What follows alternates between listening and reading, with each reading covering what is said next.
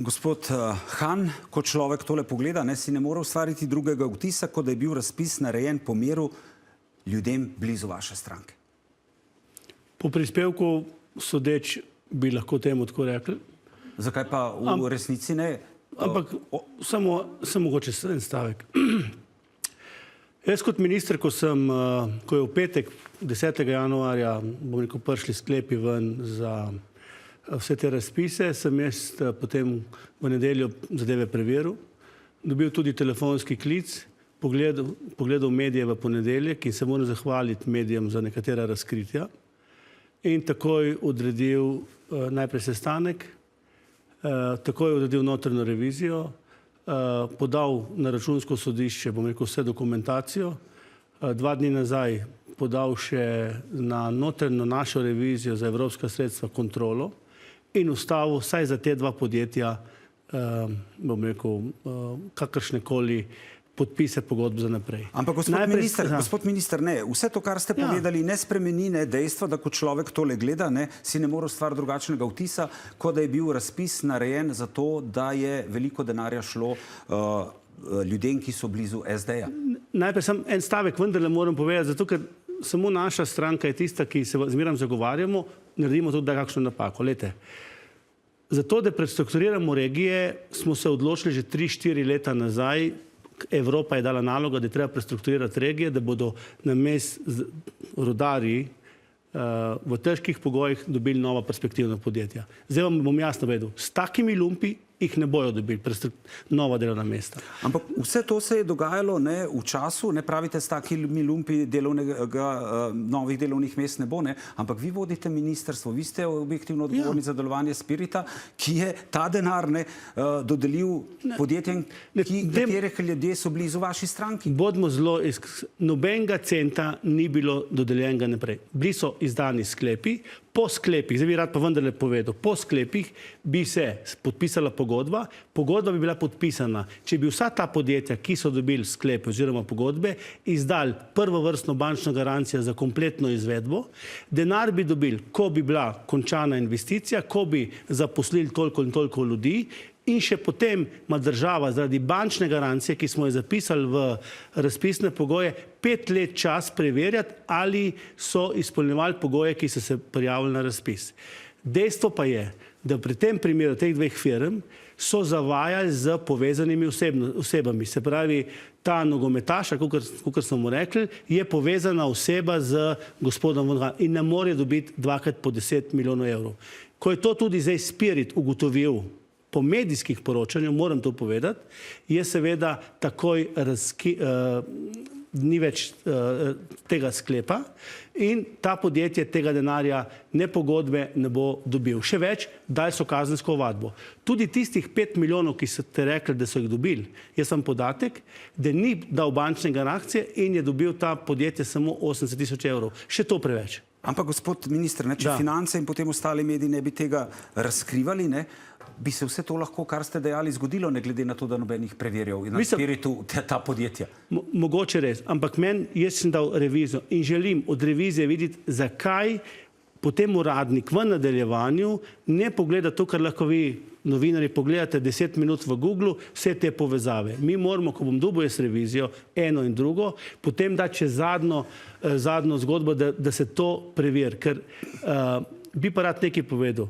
V tem 83 milijonov, ki so kohezijski evropski denar in Evropska komisija nam je dala soglasje, imaš ogromno poštenih podjetnikov, ki bojo odprli nova delovna mesta. Ampak se te ne obravnavamo tiste, ki so blizu vaši stranki ali so bili nekdaj vaši stranki. Samo lejte, gospod Han, od 83 milijonov evrov je šlo skoraj 30 ljudem, ki so bili nekdaj člani vaše stranke ali pa so v neki sorodstveni povezavi z člani vaše stranke. 30 milijonov od 80. Zdaj, zato imam samo eno obrambo.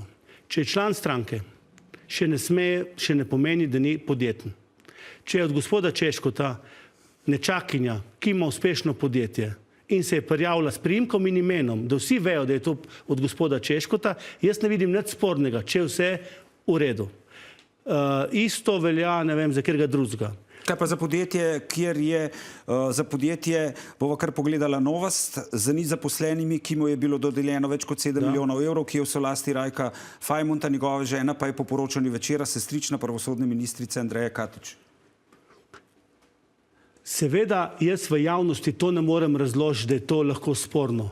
Ampak v tej državi imamo ogromno funkcionarjev, ki imajo podjetja, ki se prijavljajo na razpise in ni problem, ker so v nekaterih drugih strankah.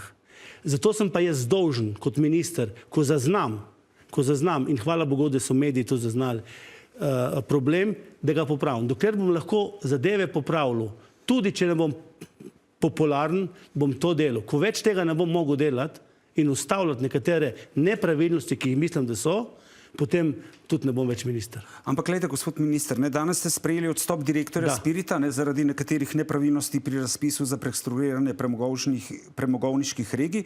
Mislim, boste odstopili tudi vi, glede na to, da ste objektivno odgovorni za delovanje Spirita. Ne bom odstopil, zato, ker če bi še jaz odstopil, ne vem, če bi na nek način zadeve lahko tudi kdo drug uredil. Zakaj mislite, da nihče drug ne bi mogel odgovoriti? Kaj sem pa jaz? Zadeve, mogoče bi jih bolj objektivno. Bolj objektivno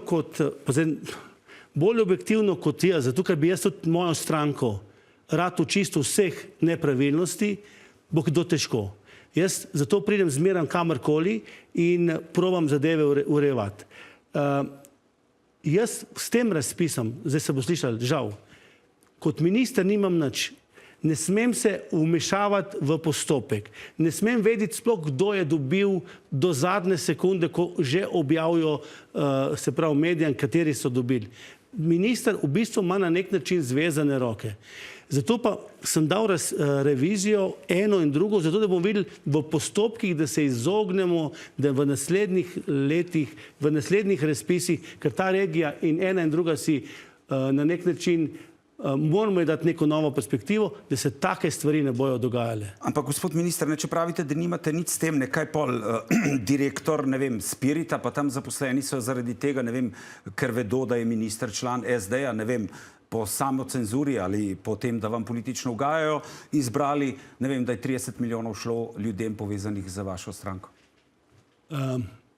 Jaz mislim, da ne. Problem je, da ko ti narediš razpis, in ko točkujejo, se pravi, uradniki, kdo največ dobi lahko nekih točk, so pač točkovali. In oni, uradniki, ne vedo, kdo je član politične stranke, takšne ali drugačne, ali pa še manj, kdo je bil pred leta 2007 član, ker ta gospod slišim, da je bil tudi v SMC-ju potem in tako naprej, ne?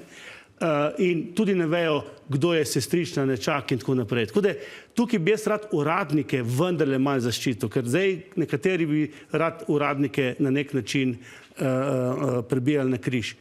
Problem pa je, da bi vendarle mogli nekatere stvari, ko vidijo, da eno podjetje, ima nič zaposlenih, skoraj nobenih prihodkov in dobi 20 milijonov, to podjetje niti ne more absorbirati. In tukaj bi mogoče malo alarmi zaznamili. Zdaj so alarmi zaznamili, bom rekel, potem in jaz sem zaščitil in denar je zaščiten in ta denar 1 cent ni šel nobenem. Ampak gospod Han, vse to, o čemer sva zdaj govorila, se bodo obesili tudi vaši politični nasprotniki. Absolutno. Tudi v koaliciji so se že, Gibanje Svobode vas poziva na zagovor zaradi tega. Boste šli in kako gledate na to potezo, da vas koalicijski partner vabi na zagovor? Mislite, da je to,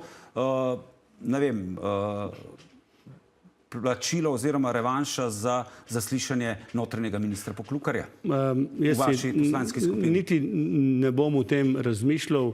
Jaz kot minister sem dolžen nekatere stvari pojasnjevati. Tudi političnim strankam, jaz s tem nimam nobene težave.